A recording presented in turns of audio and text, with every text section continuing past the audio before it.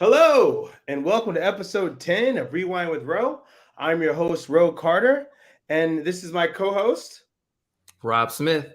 There he is. Rob Smith got the last name today. Okay, Rob. Okay. How you been, Rob? I haven't seen you in a week. Everything good? I've been good. Life is good. Cannot complain. I always say that, but life is good. I'm just, auditioning like a crazy person, taking care of this beautiful dog I got here. I cannot complain. We never saw your dog. What kind of dog do you have? A boxer. She's a little old lady, 10 and a half. What's her name? Demi. After. Well, her name was already Demi, but when people ask me, I say Demi Moore, not Oh, Demi. I was like, Demi. Okay. Hey, Demi. Nice to see you. It's the holiday season. Heads up to everybody. We're going to do a special show next week. We're going to have Koku back in the room. It's going to be very festive. I might get some eggnog for this. But it's going to be a good time. I can't promise the movies are going to be, these Christmas movies are crazy. So I'm going to pick a couple and good luck. That's all I can hope for at the end of the day. Before we start the show tonight, I want to give a special shout out to DJ Twitch, who passed away suddenly. I mean, everybody's just been posting about this.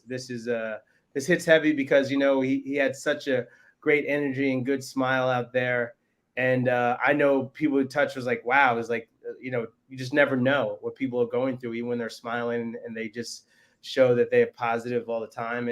And I reflect a little bit. It's hard for people that are always on. You need to give people a couple of minutes to just be themselves.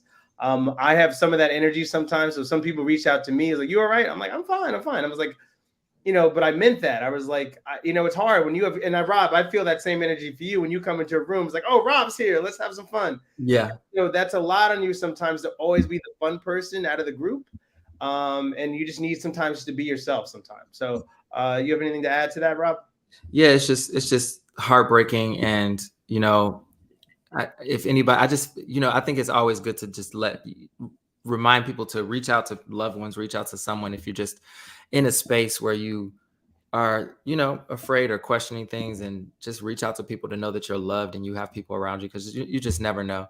And we were lucky enough to have an opportunity to speak with him, and Koku interviewed Twitch, and he's just such a positive, bright spirit, and his energy is just so infectious. So it's heartbreaking and sad. All right. Well, shout out to his family. Hopes and prayers. Whew. So let's move along. We are again on episode 10 here. Pick some crazy movies here. We're going to do Devotion tonight and Emancipation. So these are big movies, big budgets. You can still see Devotion in the movie theaters, and Emancipation is currently streaming for free if you want. Will Smith, if you follow him, he's given, I think, 2 free months of Apple TV. So you can watch on Apple TV. Again, Devotion is in the movie theaters. It's in lesser theaters now because the movie came out a couple weeks ago. But it's streamed by Sony. So what are we going to do here? Let's do, what are you feeling, Rob? Emancipation first or Devotion? What do you want to do?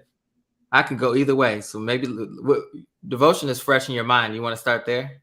Okay, let's go. We're going to start with Devotion. So Devotion starring Jonathan Majors. He plays Jesse Brown, and Glenn Powell as his wingman, Tom Hardy. They are. I just lost all my words here. Sorry. I'm all over the place here. Sorry. Well, you're allowed to have a moment where yes, you lose. Yes, sorry.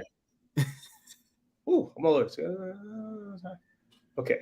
So, again, Jonathan Majors plays Jesse Brown, the first black Navy pilot, and they go into a war, brutal battle of North Korea, and he becomes good friends with a fellow wingman named Tom Hardy, and they become best of buds, and you kind of see how their relationship builds and comes together. What did you think of the film off the bat when you first saw it, Rob? Or before you even saw it, when I said, "Hey, this is Devotion," what did you think about it? Did you know anything about the story before? Did you hear anything about it before at all? Yeah, of course. They did a pretty aggressive press tour for this film, so I I'd heard a lot about it, was excited to see it. Just for me personally, I'm not like a war film or like aviation film enthusiast. That's not what I'm like jumping out of my seat to go see. So that's first. So I wasn't like, oh, I gotta go see this movie. But I do love Jonathan Majors, and I love everything he's been in. He's gonna be huge. He's gonna be huge. Yeah, I love everything he's been in recently, and he's been showing face at all the appropriate. He wants to get an Oscar for this performance events throughout LA, and okay. and now with the Golden Globe announcements, and his name wasn't listed. I was a little surprised. Why you say that? Well, I figured he would be nominated, but in all fairness, I hadn't seen it before the Golden Globes, and okay. Based on you've seen it now. I've seen it now, and let me preface this by saying I absolutely love Jonathan Majors. I think he is a rock star actor. Everything he's been in recently has been stellar. His performances are like top notch. So there's nothing I can really say bad about Jonathan Majors there. But I don't know. This performance from him, for me, wasn't my favorite. But I still thought it was good. It just wasn't my favorite Jonathan Majors performance. I still thought it was good. I thought it was great. And with other contenders for Oscars, there's some other big ones out there that I think would probably snag that before this one. But I love that it was based on a true story. And I do love that we're starting to see all of these like legacy Black stories that are starting to become propelled to the forefront of knowledge for mainstream people. So that I appreciate and I value. I know Tyler Perry is about to make a World War II film. Yeah, first woman.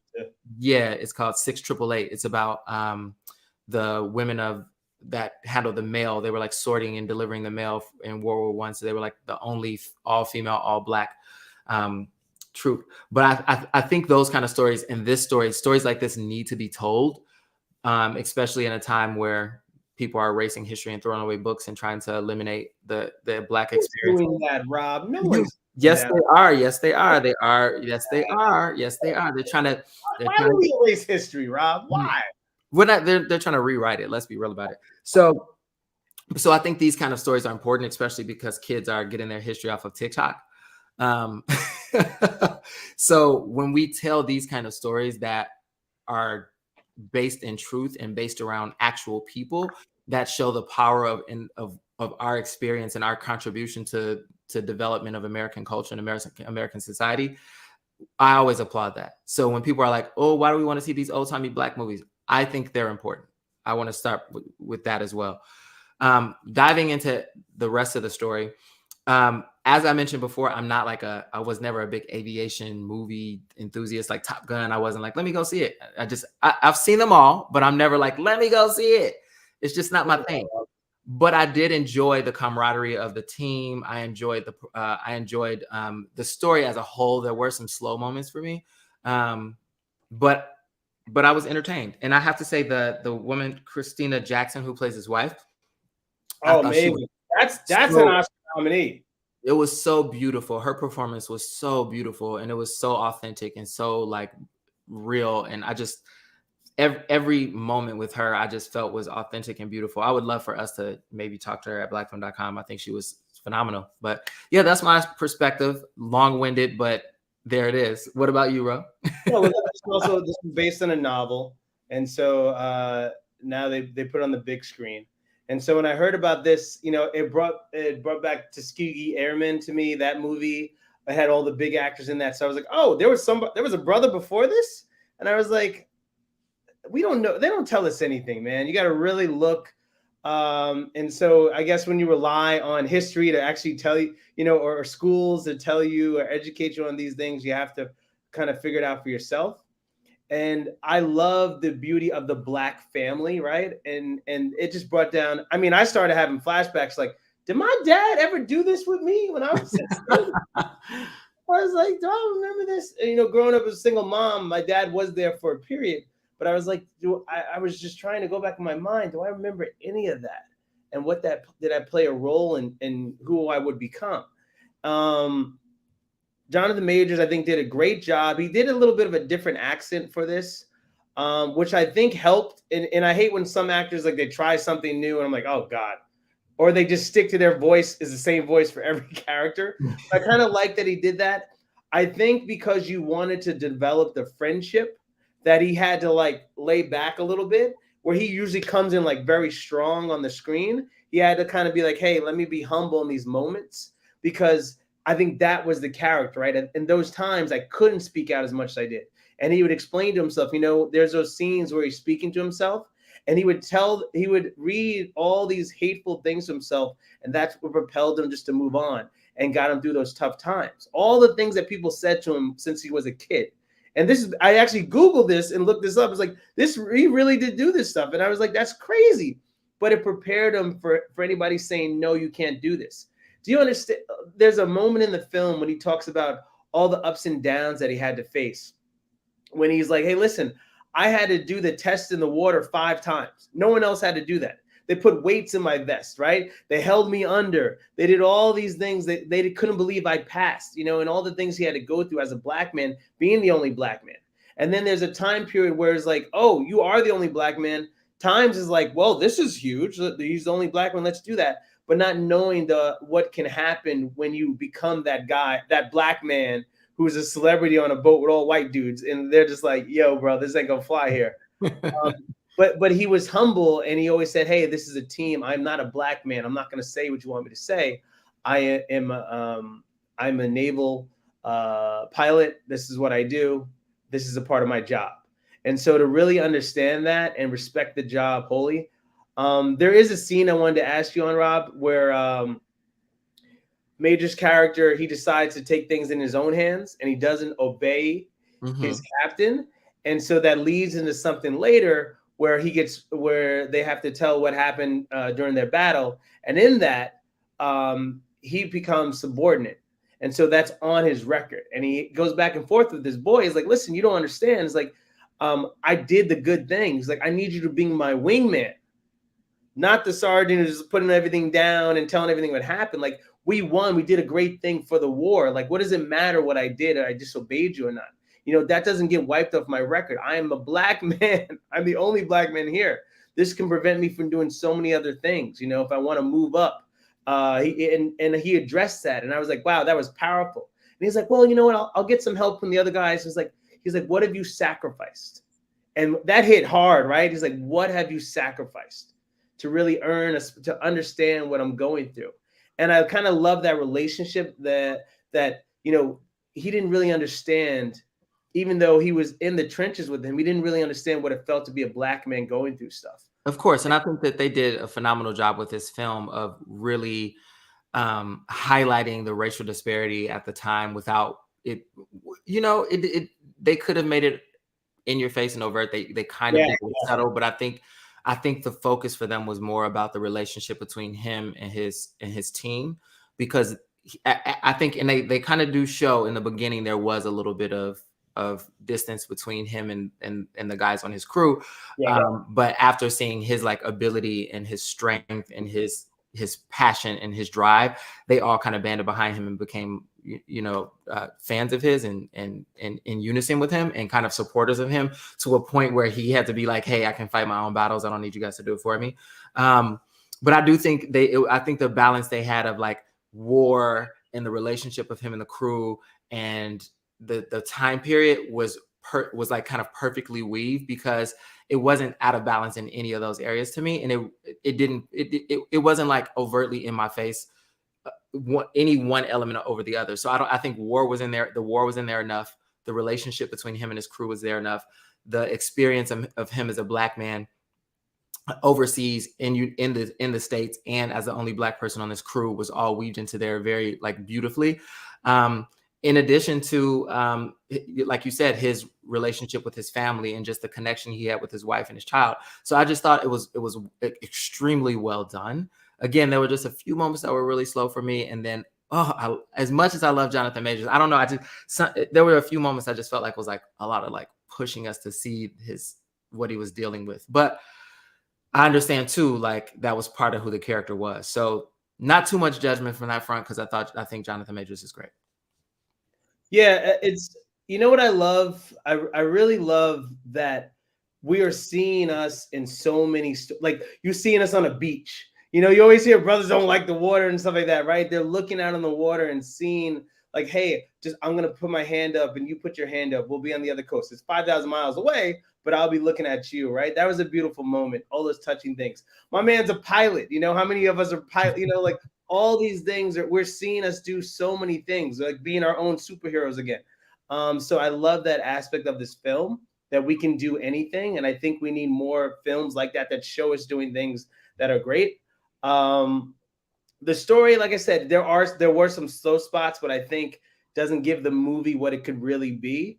I kind of I'd rather know what he went through, right? And so that I'm jumping on board with him and Mhm. understanding that, hey, oh wow, I went through this just like you did, right? I always love that perspective when they show the character go through that. I'm like, I hate everybody too, but he always had to keep it to his chest. He couldn't really be the angry black man, right? He had to hold it all the time and be like, hey, you know what? I have to be very careful who I bring close to me and in my world, because at any time you can turn on me. And that's happened over and over again. So that trust factor. Um, the one other thing I'll add is 1950s. And when they go to Cannes, right, as their break, and they run into Elizabeth Taylor and all that stuff, that was awesome. I mean, they're going to the casino. I can't even imagine what that was like in 1950s, right? That Yeah. was like old school, like Hollywood. Like that was like just big scenes, just fun times. I mean, as a brother, then he speaks French to get That's him what I in. was gonna say, his flex, Woo! flex. I mean, it was just black excellence at so many levels, which I love. So for that, I definitely would recommend seeing the film. It was a fun ride. If you just miss planes, if you like Top Gun, you want to see a brother behind the wheel, it's great to kind of see him do that.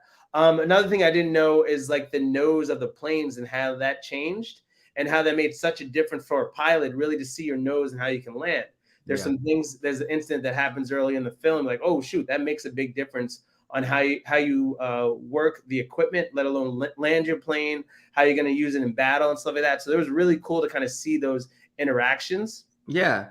And you know what else? I was surprised. I didn't know Joe Jonas was in the film, and he was Yeah, actually he really cleaned, he good. cleaned up. He cleaned Yeah. up. I was like, that's Joe Jonas. And also, we got to shout out the director who's black, JD Dillard. So Yes, I was going to say that as well, JD. Sorry, everybody, early to start the show. I had a car that just flew away. My memory was blank, but now it's back. I'm back to I'm organized now. All right, so this is the best time of the show when we finish a movie that we're talking about, and Rob is going to give us a score. Rob, on a scale of 1 to 10, what are you giving Devotion? I'm going to give Devotion a 9. Um, Well, because look, I think the director did a phenomenal job. Again, I think it was perfectly balanced with like the amount of war we had to see, the family relationship, the experience of him being black as an aviator, the experience of him being black in the 1940s.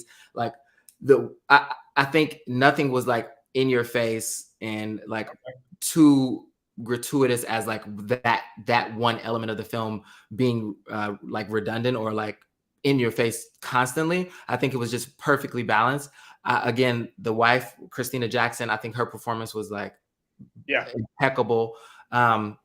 Jonathan Majors can't do wrong. I mean, he's such a good actor, but again, I just said this wasn't my favorite of his performances. You can do no wrong, but You can't do wrong. And I think it was great. And I think the beauty of their relationship between the crew was flawlessly captured. It was great. And then to see that image at the end of the real people, I think they did a stellar job.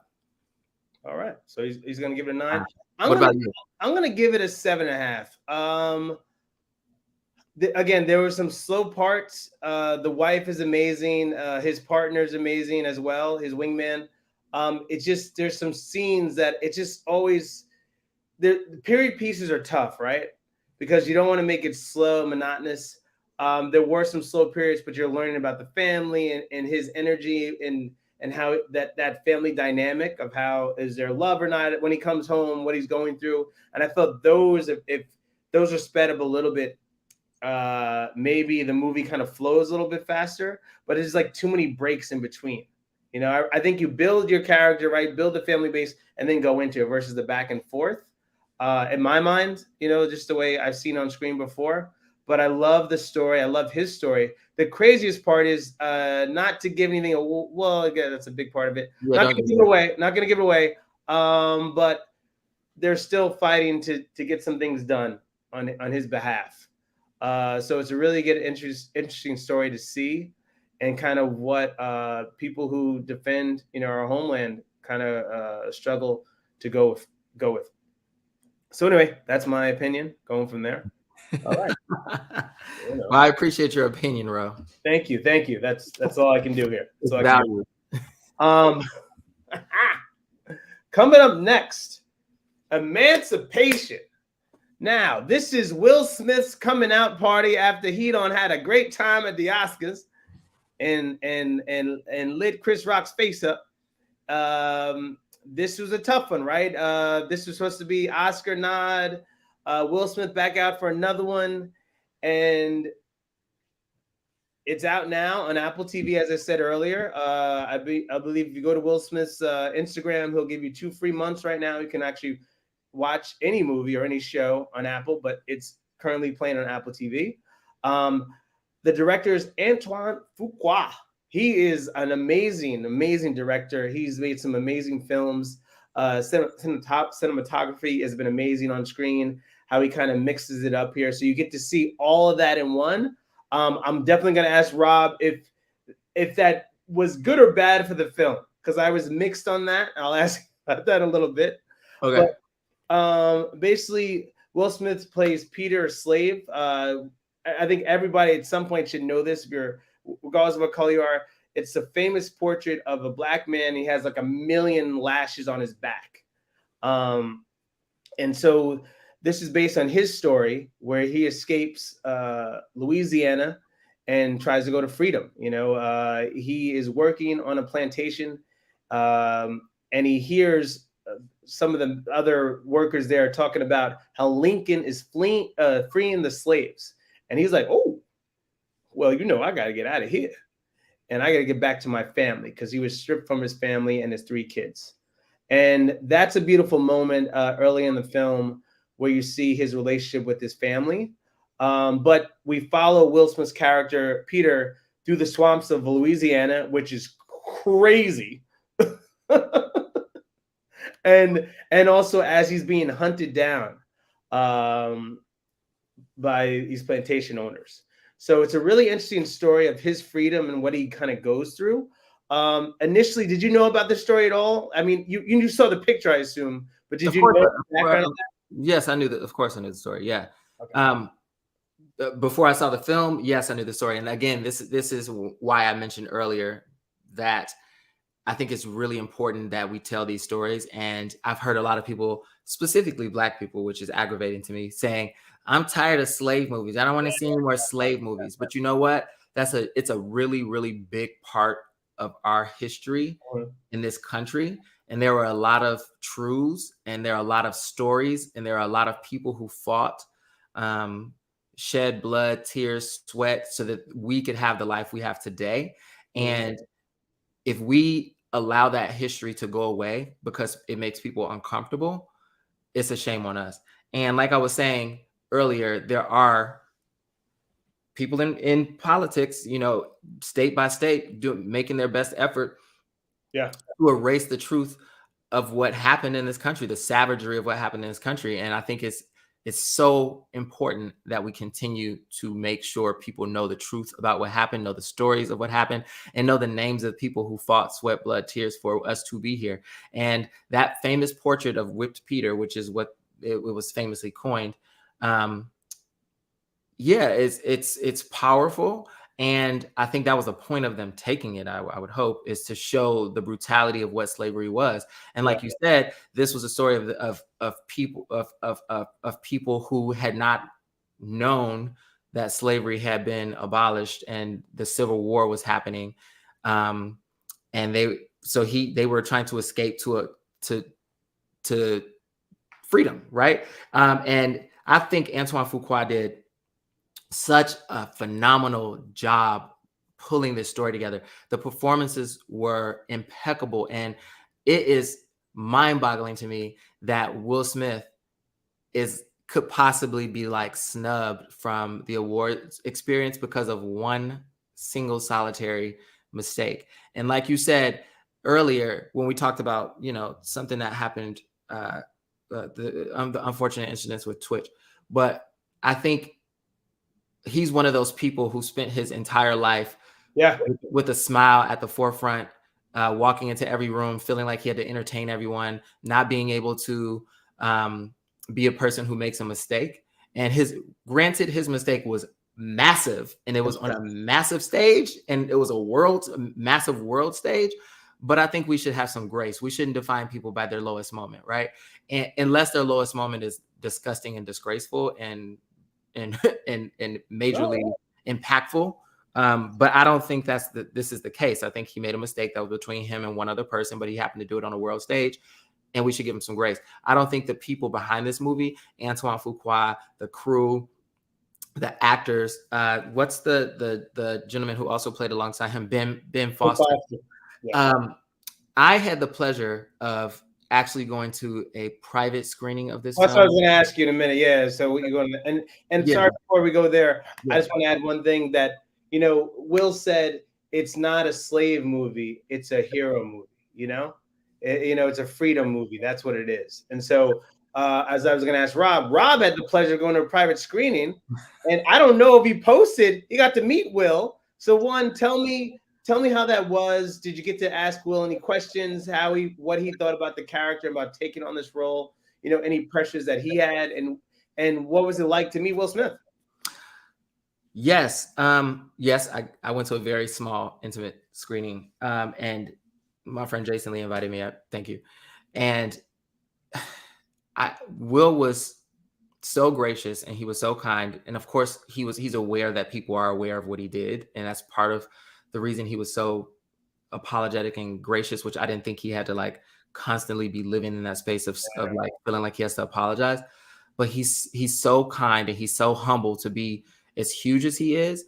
And he's actually really tall too, because I'm tall and he was like towering over me. But I'm 6 feet, he's like 6'1". But I know that's out of nowhere, whatever. But yes, that 1 inch always does it. It does, because if I was 6'1", it's just that little. Anyway, he talked about the actual experience of filming it and the relationship with the other actors while he was filming it. And he talked about how authentic and true a lot of those scenes were, and the experiences of the scenes. He talked about the scene, for example, where Ben Foster's holding the dog like right in front of his face, and how he really couldn't move, and how the dog was like, and those scenes, and they're so hard to watch, but they need to be watched, because these are true lived in experiences that people had at the time. And like, to be hunted by dogs, to be running through the swamps trying to find freedom, to be sleeping in the swamps and you don't know if there's rattlesnakes or alligators or any other, or a person hunting you with a pack of dogs and a rifle. Like, the reality, like, we don't have to do that. The most we have to do is run to go get a coffee from in the morning before we go to the office. Like, I mean, all the cops, but yeah. But again, I think it's so important that these stories be told. And if I hear one more person say, I don't want to see a slave movie, it's going to drive me crazy. Because again, while we have teenagers learning the history of our culture from TikTok, they're not learning the real history of our culture. And while we have, politicians, senators, mayors, representatives statewide in certain states, Florida, Georgia, trying to eliminate certain books from the curriculum because they feel like it's going to make certain kids feel guilty or feel bad about themselves. No, nobody's doing that, but you should understand the history of what happened from your ancestors and to other people's ancestors. You can't say it didn't happen. So I'm glad they're cementing these things in film. Right. So for me, I'm waiting for the Tulsa, Oklahoma film. I'm waiting for the film that tells what happened in a lot of these cultures and a lot of the experiences. I'm sure they're going to make a film about Central Park. I'm sure they're going to make a film like about the community of wealthy Black people that lived there before they took it away from them and made it into a public space. I'm sure they'll talk about Bruce's Beach. There needs to be a movie about that. Like, tell these stories, cement them in film. I don't care if people feel like they're slave movies. Watch it. Make your kids watch it. Make your friends watch it, make your friends' kids watch it, and embrace the reality of these stories and these people who fought for us to be where we are now. Like, it's not, there was not only just Martin Luther King and Rosa Parks, there was things that happened before. Yeah. And a lot of these kids don't know about it because they don't want to teach it in school. And I think Emancipation I think every choice he made, from the coloring of the film, which drew you into it, to the sound design was perfect. I just applaud them for this film, and I hope that they don't get overlooked for award season, because they deserve everything that they should have coming to them. So let me ask you think Will Smith's performance was definitely Oscar worthy? I do. Worthy? I do. I absolutely do. I absolutely do. I absolutely do. So I'm a big, again, accents for me always, he did that movie about CTE and his accents, I was like, oh, okay. It was tough for me, the African one, but I actually respect this in Emancipation. There's a huge point at the end of the film where he's like, "You are not my master." And I was like, ooh, and it hit differently. And then the cavalry comes in, and that was like that moment, right? Everyone's like, "Yes, Will, yes, yes." I imagine that was the movie theater at the time. I didn't see the movie. I said at home, but I imagine that would have been the movie. But to add on to what you were saying earlier, Antoine Fuqua does an amazing the depiction on screen. It's not black and white. It's black and white, but there's a splash of color, and it's so light. It's beautifully done. So if someone's wearing a blue, it's a faint blue, almost as if your TV is messed up, But I love that it gave a good balance, because there's so much violence and noise going on. So that black and white with that little splash of color kind of gives you that kind of that calm, like I'm almost being quiet with Will, right? We're in this together, right? I feel like I'm in the trenches with you. There's a crazy scene battle that I won't give away that you guys have to see. It's his Leonardo DiCaprio moment with the bear. I knew exactly what moment you got to see that. But what really blew my mind is how it was the norm, right? And when the little girl, she goes, runner, and she hits the bell. So down there in Louisiana and all those areas, if you did see a slave, there was a bell on your porch, and you would hit that. And then they would come after them and get an idea of where they were. And so to see this young little girl like know what that meant, but not really understanding what that meant, that's still a human being, but you're not seeing that as a human being. It's a piece of property, and the property is getting away. And so I have to tattle on the property, because I don't want that man to get away, because that man is bad. That man is evil, or whatever, whoever, boy, girl. That blew my mind. And it's those things that I forget, right? It's ingrained in you as a child, right? So when you, and Ben Foster, his moment is when he tells the story of his dad, right? Mm-hmm. And how he had a relationship with his nanny. And that was some deep, that was messed up, most messed up speech I ever heard in my life. I was like, okay, that's cold. That's really cold. But that was his moment in the film there. And you kind of see him and Ben go back and forth with it. The only thing I didn't like is Will's stature is so big, as you said earlier, like meet him in person, that I don't think it did justice to the actual person, to Peter. Because he looks like a gaunt human being, like small, like really slim, skinny, because at that time, you weren't getting meals, you weren't that tall. So Will won. I mean, I don't know how true it is to the story of him just speaking up and being so forward about who he was as a man. And you see that a lot of times in this film with Will being that guy, like, hey, I'm not going to take any shit, pardon my French. And I was like, wow. I was like, this man really did that? I was like, that, and they didn't kill him right off the bat. That was always weird for me. I guess maybe the height of Will. Well, no, too, because I think there's a lot of, and for me, because, and I'm sure you've like watched a ton of movies and read a ton of books and understand like the complexities of what we know to have that slavery, right? And his character was more like that bull character that they're not going to damage their property, especially if it's property that they're going to use to mate with females or to be the strongest person in there and what that they can trade or sell. So as much as they would beat them or did beat him, they're not going to like maim him so he can't work. And I think that was another part that was really hard to watch, where his wife found out she might get sold to another property and had to make a tough decision. And it's just like all of these elements and moments of brutality and inhumane treatment and behavior. It's so hard to watch, but you have to sit through it and you have to watch it and you have to experience it, because this is a real person who fled from that kind of pain and went back into it to save his family. So like honoring him alone and honoring his story alone to watch it is important. Yeah. So the only thing and that's one thing I didn't know. So here's the thing, right? You travel, you go through all this stuff, and the whole point is I want to go to Lincoln's Guns, because if I get to Lincoln's Guns, I'm a free man. That is the understanding that I'm going in with. And then you realize you're not really free, buddy. Not really. You know, I didn't know that. I was like, oh shit. The guy's like, the army saves you.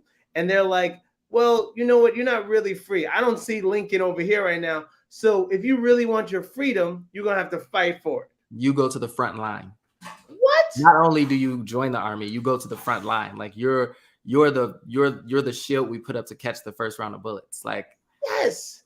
And it was old school. Like, you load your gun, boom, shoot. Load your gun, boom, shoot. So let me ask you something. If you had to do it, are you waiting until they come and free you? Or are you gonna go fight for your freedom? Let me you know, that's one of those questions that I refuse to answer, because because I always hear people say, I would have never done this, I would have never done that, or they wouldn't have done that to me. And like you said, there's like psychological trauma. There's a trauma of being ripped apart from your family. There's a trauma of watching them mutilate or rape your family. There's a trauma of like not being fed food that your body is accustomed to. There's a trauma of like not being able to sleep, being out in the sun, working all day. So there's just like so many elements that we physically and mentally have never had to deal with. And then to deal with those physical and mental conditions combined, to say that I would or wouldn't do something is a slap in the face of people. No, hear me out. I'm not trying to. I know what you mean. Yeah, I'm just saying in this situation, it's not about you fighting, oh, I'm this tough person, I would never be a slave. No. You have two options. You either go back and be a slave until eventually they come and tell you, hey man, you're free, or you fight for your freedom. That's what I'm asking. Yeah, no, I know. I'm not really asking that. I know what you're saying. Yeah, I want to say I would trudge through the swamps and fight for my freedom. I want to say I would, but I just don't know. Like, but I want to say I would if I had to make a choice of what I would like, the core of me wants to do, it would be trudge through the swamps and fight, of course. But who knows what would have happened then? Rob, neither one of us make it through that song. I know, because I go get Rob, let's be honest, Rob. Neither one of us make it through that song. Nope. We built different, Rob. They ain't come like, oh Lord. Built a little different. Did he put manure on his face? Oh my, what is this? I was thinking that the whole time. I was like, nope, not gonna happen. Nope. You're gonna have to kill me today, because this is not the way it's gonna be. Yeah, you made some brilliant points there. Slavery is not a joke. We laugh about it all the time, or say what we would or would not do, and you hit the nail on the head. That it's that mental, right? It's that breakdown. If I am my own person and I can fight for myself and I don't have to worry about a family, then maybe I could speak out about that. But knowing that my kids and my wife, all of them are also a piece of property, and I have to be mindful of what my actions do, because I can either be stripped away from them or they can be used against me, be tortured, raped, all that stuff that kind of factors in your decision making, and it drives you insane. So yeah, again, I don't know how to answer that either in that situation. But in terms of me having to choose from like, hey, you know what? Do I want to go back to slavery, a job where I know I got to do 9 to 5, or not 9 to 5. This is was it 7 to 9 probably back then, and then no weekends off. I said it the other day. It was so hot the other day in the summer, and I was like, I couldn't do slavery. I'll tell you that. I'll tell you that right now. No, you ever just, Rob, let me ask something. You ever just be sick one day and like, I don't want to get up? Imagine like you didn't feel well that day and you're like, yeah, there's no off days for you, brother. Yeah, no off switch. And then there was a point, at least where Peter's character got to, they started valuing the slaves. But when it first started, they were just getting more and more of you. It was cheaper labor, cheaper costs, just to, hey, let's get another one. Just burn them out and get another one. Burn them out and get another one. And so that's a whole nother mindset too of what you're trying to do and live for.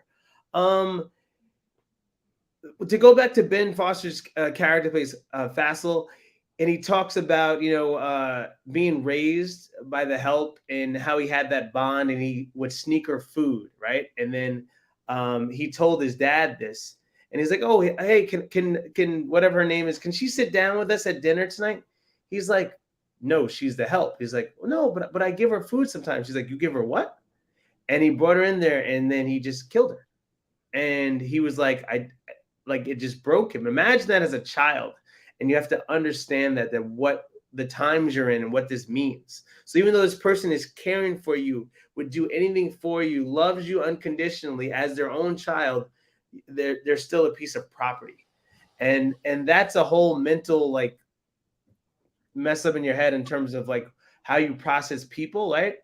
So now you're thinking of them, and that's why I love children are so impressionable, and go back where you're saying how books are so important and to learn at a young age, because that's going to mold who you become later on in life and how you think about certain things. So if we're saying, hey, this is making you feel guilty and all that, and you're not understanding why this happened, I don't blame white people for the world being crazy. There are certain people that happen to be a certain color that mess some things up or push things in this direction. You know what I'm saying? I'm not going to not acknowledge that, but I can't blame the whole white race for it. I mean, that would be stupid of me to do that. Just like you can't blame the whole black race for some things you don't like. It's unfair to lump every one whole group of people just for a few bad apples, as they would say, quote unquote. So I love the color of this film, the energy of this film.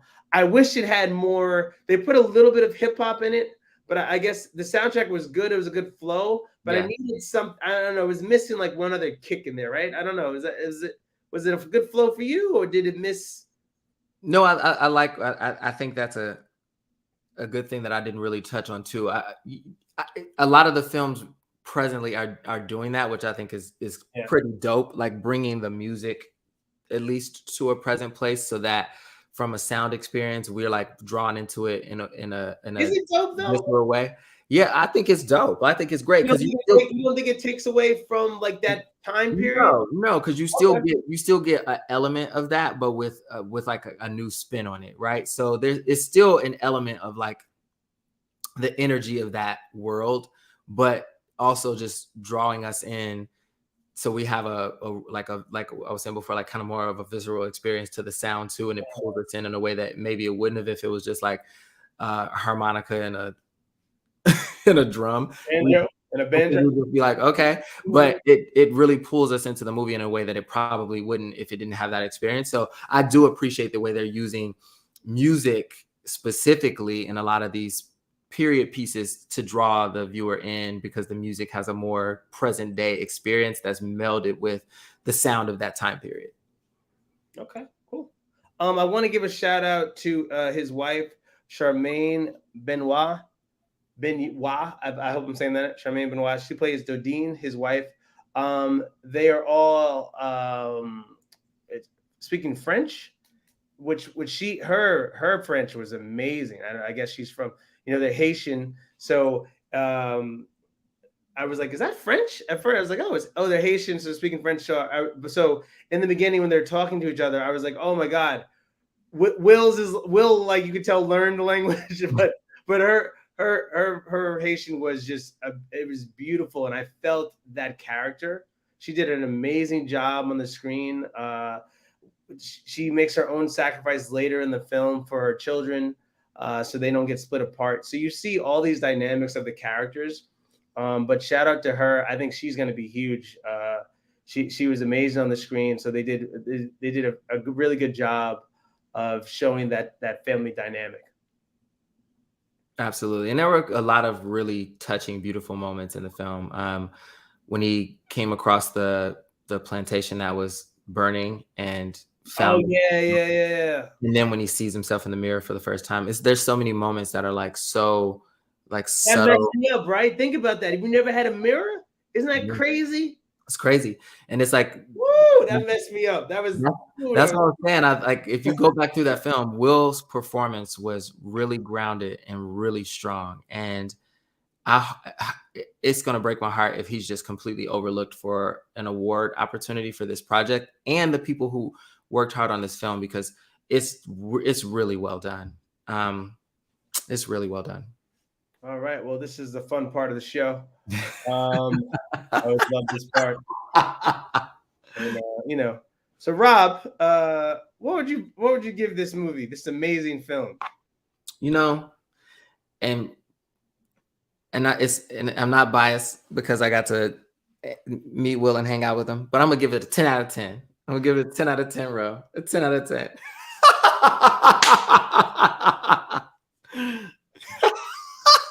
Oh man. Listen. It's across the board. If you're gonna tune in this show for anything, it's just what he's gonna score. That's the best part of the show for me. I really don't care about anything else that we talk about. I just love that I know a 10 at some point is gonna happen. Maybe it's my amazing selections, or maybe it's just because Rob just loves 10s. He just loves to give 10s out like nobody's business. I'm not gonna give this movie a 10. I'm gonna, you know what?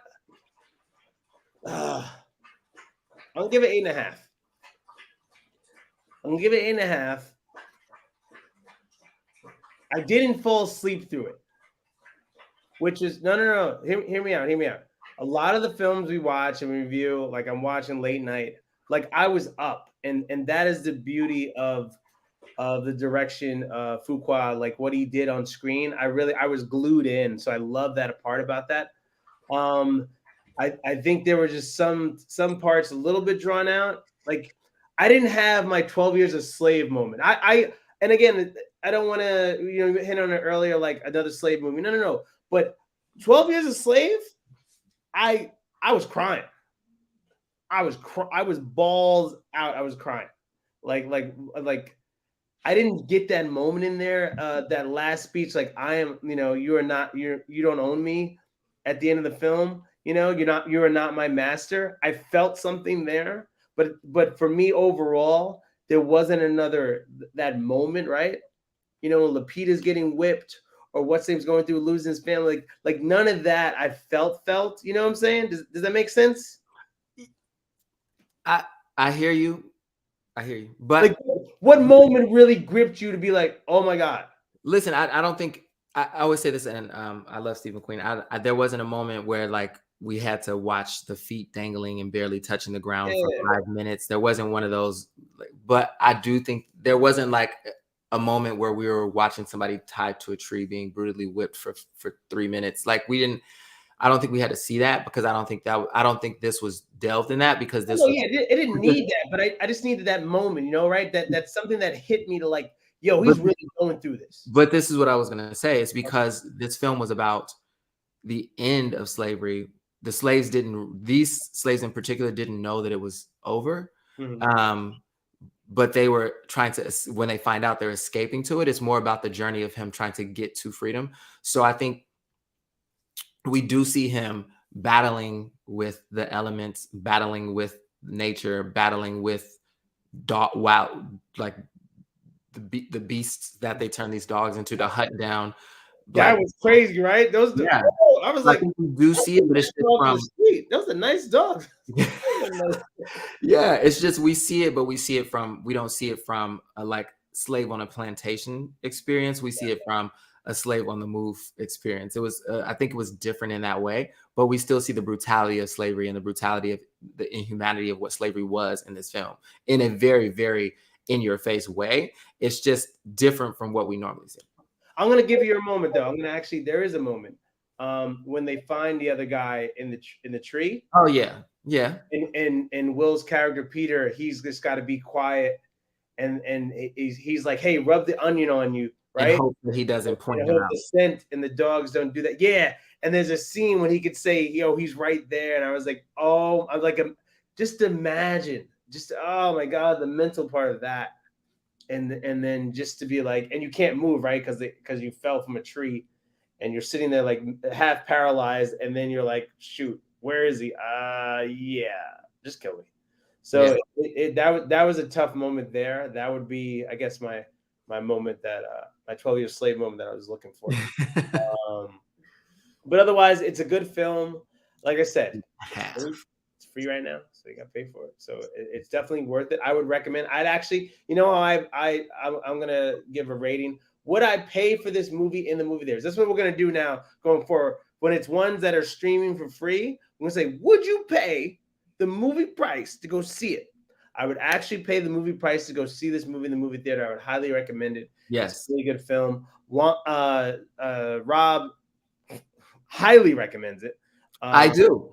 You know, 10 out of 10 as usual from Rob. So thank you, Rob. really good. I do what I can. I do what I can. You know.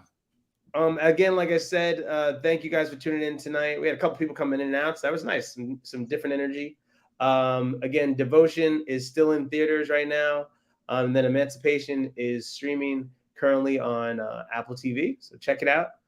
We are a big show. Then we're going to take a break for a week, but big show next week.